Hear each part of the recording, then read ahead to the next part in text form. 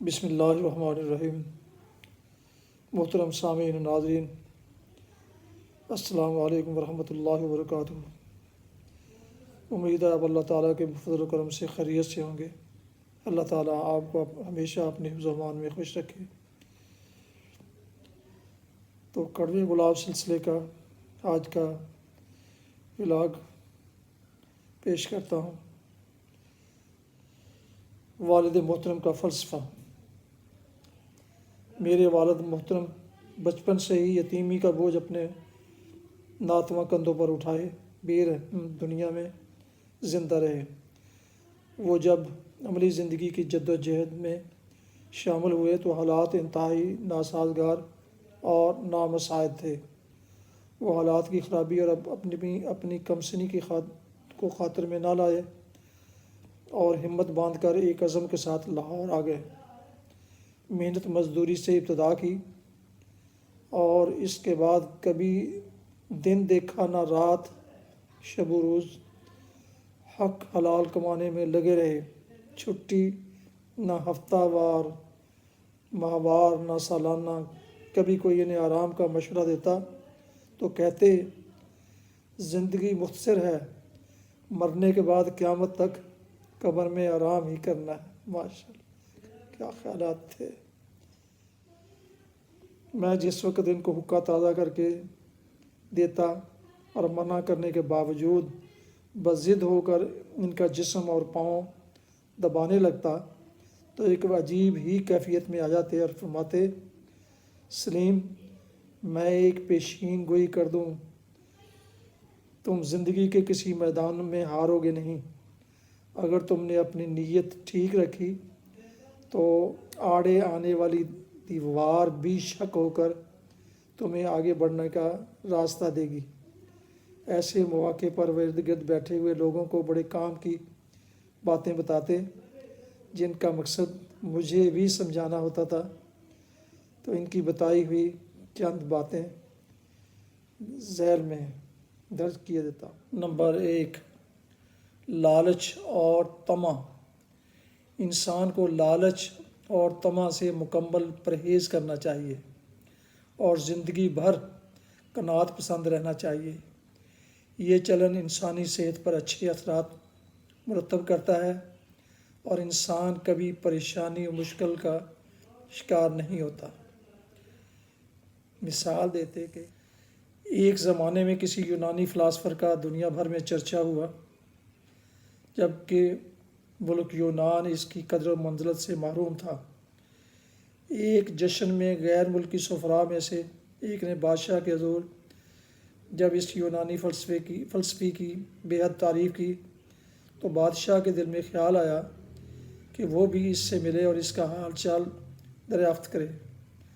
چند دن بعد شاہی سواری پر بادشاہ فلسفی کی کٹیا پر پہنچا۔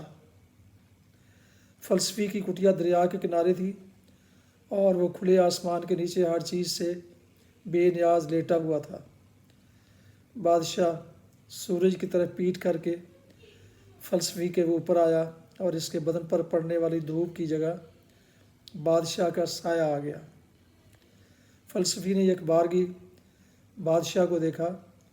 بادشاہ نے اس سے کہا کہ اے درویش، ہمیں معلوم ہوا ہے کہ آپ کے دم قدم سے ہمارے ملک کا بڑا نام ہو رہا ہے۔ میں آپ سے پوچھنے آیا ہوں کہ میرے لائق کوئی خدمت ہو تو بتائیں۔ فلسفی نے ہاتھ کے اشارے سے بادشاہ کو ایک طرف ہونے کا کہا اور بولا، تم مجھے کیا دے سکتے ہو؟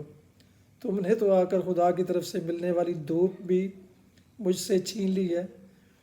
فلسفی اپنی جگہ سے اٹھا اور کٹیا سے گھڑا اور مٹی کا پیالہ لا کر بادشاہ کے پیروں میں توڑ دیا اور کہا، وہ دیکھو، دریا پر ایک آدمی اپنے ہاتھوں سے پانی پی رہا ہے۔ اسے دیکھ کر میرے دل میں خیال آیا ہے کہ یہ چیزیں بھی میری ضرورت سے زیادہ ہیں۔ نمبر 2، کھانا۔ کھانا اتنا کھاؤ جس قدر جسم کو اس کی ضرورت ہے۔ یاد رکھو، ضرورت سے زیادہ کھاؤ گے تو وہ جسم کو کھانا شروع کر دے گا۔ نمبر 3، احسان مندی۔ آج کی نفسا نفسی میں کسی کو کسی سے ہمدردی نہیں اور نہ ہی کوئی سروکار ہے۔ ایسے میں کوئی تم سے ہنس کر بول لے تو یہ اس کی مہربانی ہے، کوئی تم پر احسان کرے تو تمام عمر اس کو یاد رکھو، موقع ملے تو اس کا احسان اتارنے کی کوشش کرو، اور جب تم اپنی کوشش میں کامیاب ہو جاؤ تو پھر بھی یہ سمجھو کہ اس کا احسان ابھی باقی ہے۔ نمبر 4، رزق حلال۔ خدا تعالیٰ نے انسان کی زندگی اور سانس پہلے مقرر کر دیے ہیں، بالکل اسی طرح اس کا رزق بھی مقرر ہے۔ جتنا ملنا ہے وہ مل کر رہے گا، مارا ماری کرو گے تو تمہارا رزق حرام ہو جائے گا، صبر اور انتظار سے لوگے تو حلال ہوگا، اور حالات اس کی تمہیں خود گواہی دیں گے۔ جو چیز مقدر ہو چکی ہے بقدر تقدیر ہی ملے گی۔ نمبر 5، شخصیت۔ اپنی شخصیت کو ہر طرف دھیان میں رکھو اور ایسے رہو کہ دوسروں کو اچھے لگو۔ ضروری نہیں کہ ہر وقت تمہارے کپڑے نئے ہوں، پرانے بھی ہوں تو صفائی اور سلیقے کو ملحوظ خاطر رکھو، جوتے صاف پہنو اور بالوں کی تراش خراش سے غفلت نہ برتو۔ روزانہ غسل کرو اور دانت صبح شام 2 دفعہ صاف کرو، اس پر کچھ خرچ نہیں ہوتا۔ کسی سے ملو اور بات کرو تو ہمیشہ ایک فاصلہ قائم رکھو تاکہ دوسرا تم سے بیزار نہ ہو جائے۔ نمبر 6، جائیداد۔ جائیداد مہنگی خرید لو لیکن اسے خریدنے کے بعد پچھتاؤ۔ اگر پہلے سوچنے لگے تو یاد رکھو کہ کبھی ایک مرلے کے مالک بھی نہیں بن سکو گے۔ نمبر 7، توکل بر خدا اور خوف اللہ۔ انسانوں سے امداد کی کبھی توقع نہ رکھو، جب بھی مانگو اپنے خدا سے مانگو، سچے دل سے خدا پر توکل کرو گے تو وہ ضرور سنے گا اور تمہیں منہ مانگا دے گا۔ بقول ایک بادشاہ کو علم نجوم سے بڑی چڑ تھی، اس کے خیال میں غیب کا علم صرف خدا کو ہے اور اس کے لیے نجومی مستقبل کا حال بتانے والا کون ہوتا ہے، لیکن وہ دربار شاہی میں چونکہ سیاست گروں، حساب دانوں، حکیموں، فوجی ماہروں اور دانشوروں کی نشستوں کے ساتھ جوتشی و نجومی کی نشست بھی ضروری تھی، اس لیے وہ اپنے دربار میں ایک نجومی کو جگہ دینے پر مجبور تھا۔ ایک دن تخت پر بیٹھے بیٹھے بادشاہ کو یوں ہی خیال آیا کہ کیوں نہ آج نجومی کو زچ کیا جائے۔ اس نے نجومی کو طلب کیا اور اس سے پوچھا، بزرگو، میرے دربار کے 12 دروازے ہیں، اب میں دربار برخاست کرنے والا ہوں، ذرا یہ تو بتاؤ کہ میں آج کس دروازے سے باہر نکلوں گا؟ نجومی نے دست برستہ عرض کی، حضور والا، جان کی امان پاؤں تو عرض کروں۔ بادشاہ نے بآواز بلند کہا، ہم تمہاری جاں بخشی کا وعدہ کرتے ہیں۔ نجومی نے ادب کے ساتھ کہا، میں آپ کی طبع کو بخوبی جانتا ہوں، کیونکہ اتنے برسوں سے آپ کا نمک خوار ہوں، تو حضور میں جو بھی بتاؤں گا آپ کا عمل اس کے برعکس ہوگا۔ بادشاہ نے کہا، تم اپنا حساب لگا کر اس کا نتیجہ کسی ایک جگہ رکھ دو، میں دربار سے نکلنے کے بعد اس کا معائنہ کروں گا۔ نجومی نے کچھ دیر حساب لگایا اور جواب لکھ کر ایک جگہ محفوظ کر دیا۔ تب بادشاہ نے شعبہ تعمیر کا عملہ طلب کیا اور اسے حکم دیا کہ دربار شاہی میں ایک نیا دروازہ فی الفور بنایا جائے کہ ماں بدولت اس نئے دروازے سے باہر جائیں گے۔ چنانچہ عملہ نے آنن فانن 13واں دروازہ بنا دیا۔ جیسے ہی بادشاہ شاہی دربار سے باہر نکلا، پھر اس نے نجومی کا جواب منگایا اور پڑھا۔ کاغذ پر لکھا تھا، بادشاہ سلامت، موجودہ 12 دروازوں میں سے کوئی بھی استعمال نہیں کریں گے، بلکہ ایک نیا راستہ بنا کر اس میں سے گزریں گے۔ سب کے روبرو بادشاہ سلامت کی اتنی توہین۔ اس نے غصے میں آ کر پوچھا، اچھا بتاؤ تمہاری موت کب واقع ہوگی؟ نجومی نے فال رمل کا حساب لگا کر دیکھا تو اسے معلوم ہوا کہ اس کی موت کا دن آ گیا۔ اس نے کہا، حضور واللہ میری موت مجھ سے بس چند قدم کے فاصلے پر ہے۔ بادشاہ نے حکم دیا، نجومی کو ہم سزائے موت کا حکم سناتے ہیں، اسے ابھی لے جا کر زندان میں ڈال دیا جائے۔ حکم کی تعمیل ہوئی اور دربار شاہی میں جگہ پانے والے شاہی نجومی کو قید میں ڈال دیا گیا۔ خدا کی قدرت کہ نجومی ایک بلند پایہ شاعر بھی تھا، وہ زندان میں اپنی موت کا انتظار کرنے لگا۔ ایک دوپہر نجومی کا خدمت گزار کھانا لانے کی بجائے خالی ہاتھ اس کے ہاں آ گیا تو اس نے پوچھا، میرا کھانا کہاں ہے؟ خدمت گزار نے رحم طلب نظروں سے دیکھتے ہوئے کہا، آپ کا کھانا میں نے راستے میں ایک درویش کو کھلا دیا ہے۔ نجومی غصے سے بولا، نامعقول، میرا کھانا کسی راہ چلتے درویش کو دے آئے ہو، ایسا کرنے کی تمہاری جرت کیوں کر ہوئی؟ خدمت گزار نے کہا، میں آ رہا تھا کہ درویش نے میرے ہاتھ میں کھانا دیکھا اور درد بڑی صدا لگا کر مجھ سے کھانا مانگا۔ میں نے اسے اپنی مجبوری بتائی کہ کھانا میرے مالک کا ہے جو زندان میں موت کے سزاوار ہیں۔ اس نے کہا، جاؤ، تمہارا مالک بری ہو جائے گا۔ اس کے اچھے الفاظ سن کر آپ سے میری محبت اور وفا نے جوش مارا اور میں نے سارا کھانا اسے دے دیا۔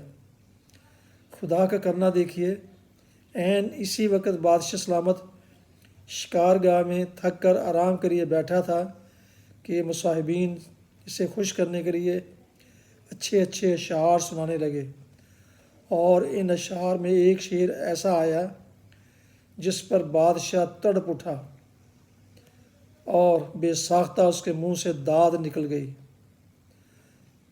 واہ واہ، اس نے خوش ہو کر کہا، یہ کلام جس شاعر کا ہے وہ ہمارے انعام کا مستحق ہے۔ ایک مصاحب نے ادب سے کہا، حضور وہ بیچارہ تو زندان میں اپنی موت کا منتظر ہے، کیونکہ مائی باپ اسے سزائے موت کا حکم سنا چکے ہیں۔ بادشاہ ترنگ میں تھا، اس نے پرجوش ہو کر حکم دیا، جاؤ ہم اسے معاف کرتے ہیں۔ ادھر شاہی نجومی اپنے خدمت گزار کو مسلسل ڈانٹ رہا تھا کہ شاہی پیادہ اس کی سزا کی معافی اور رہائی کی خوشی لے کر آ پہنچا۔ نجومی کو اپنے علم پر ناز اور مہارت پر یقین کامل تھا۔ فوری طور پر اس نے درویش کو ڈھونڈا اور اس کا ذائچہ بنایا۔ حساب میں آیا کہ جس وقت درویش نے کھانے کے عوض اس کی رہائی خدا سے مانگی، وہ وقت اللہ کی طرف سے اس کے منہ سے نکلے ہوئے ہر لفظ کے پورے ہونے کا تھا۔ وہ اس وقت خدا سے اگر دو جہاں کی بادشاہی بھی مانگ لیتا تو اس کی خواہش پوری ہو جاتی، لیکن اس نے نجومی کی رہائی مانگ لی، جسے شرف قبولیت ہوئی۔ اس کہانی کا مقصد یہ ہے کہ انسان کو ہر وقت اور ہر لمحے اپنے دل میں اس کی رحمت اور دنیا کا بھلا مانگتے رہنا چاہیے۔ وہ نیک تو نیک، رند سے رند آدمی کی بھی ایک بار خواہش ضرور پوری کرتا ہے، کب اور کس وقت یہ کسی کو معلوم نہیں۔ لہٰذا ہمہ وقت اور ہمیشہ بہتری اور بھلائی کی دعا کرو، وہ ضرور سنے گا اور پوری کرے گا، لیکن انسانوں سے کبھی کچھ توقع نہ رکھو۔ نمبر 8، تم سے کوئی زیادتی کرے تو اسے معاف کر دو۔ معاف کر دینے میں عظمت اور بڑائی ہے۔ دل میں کینہ رکھنے سے دل و دماغ کی شریانیں بھاری ہو جاتی ہیں اور اس سے جسمانی مشینری متاثر ہوتی ہے۔ خصوصاً اپنے سے کم تر حیثیت کے آدمی کی زیادتی کو زیادہ بردباری سے برداشت کرو۔ چاروں ناچار تم پر زیادتی مسلط ہو جائے تو کمزور، لاچار اور محتاط کو پھر بھی چھوڑ دو اور اپنے سے بڑے دشمن سے ٹکرا جاؤ۔ دوست کو پہچان۔ آج کے زمانے میں مخلص دوست کا ملنا ناممکن ہے، لہٰذا کسی کو دوست سمجھ کر اس پر تکیہ نہ کرو، نہ اس سے امید رکھو، ورنہ بعد میں تمہیں مایوسی ہوگی اور دل ٹوٹ جائے گا۔ دوست کے بغیر گزارا نہ ہو تو ناپ تول کر اور دیکھ بھال کے بعد ایک شخص کو قریب کر لو اور عمر بھر اس کا ساتھ نبھاؤ۔ اس کو جانچنے کی سب سے بڑی نشانی یہ ہے کہ جب کوئی اس کی بے عزتی کرے اور وہ اس کے گلے کو آئے تو سمجھو کہ غیرت مند ہے اور تمہاری دوستی کے لائق، اور اگر وہ خاندانی شرافت اور مروت کی وجہ سے مد مقابل کے گلے کو تو نہ آئے، لیکن غصے سے اس کا چہرہ اور کان سرخ گارا ہو رہے ہیں، تو اس کی بھی غیرت ہے اور اسے دوست بنایا جا سکتا ہے۔ عزیز یا دوست کے گھر جانا۔ اول تو کسی عزیز یا دوست کے گھر آنے جانے کا جنجال نہ پالو، اور اگر جاؤ تو پاک نظروں سے جاؤ۔ نگاہ نیچی رکھو، بلا اجازت گھر میں داخل نہ ہو۔ دوست کی بیوی کو بھابھی نہ کہو، بہن یا آپا کہو، تاکہ تمہیں اس کی عظمت و عصمت کا احساس رہے۔ اسی طرح اپنے احباب کو بلانے پر بھی مندرجہ بالا پیمانے کو ملحوظ رکھو۔ نمبر 11، روزی کمانا۔ رزق حلال میں مزہ اور سکون ہے، رزق حرام میں پریشانی و پشیمانی۔ جہاں رزق حرام ہوگا وہاں اولاد ناخلف ہوگی، نیز گھر امراض کی آماج گاہ ہوگا۔ قانون قدرت اور خدا کا انصاف اٹل ہے۔ رزق حلال کے لیے خود پر حجاب کو مسلط نہ ہونے دو۔ بیکار بیٹھنے، ادھار کی کھانے اور چوری کرنے سے بہتر ہے کہ سڑک پر جھاڑو دے لینے میں عظمت ہے۔ زمانے کی زبان لمبی ہے، وہ کہے گا دیکھو سلیم جھاڑو دے رہا ہے، لیکن بھوک میں تمہارے